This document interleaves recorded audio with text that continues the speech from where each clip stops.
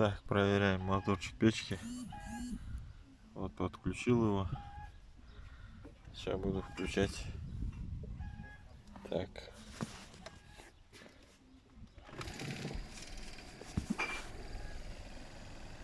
Моторчик работает. Лопасти сломаны. Весело.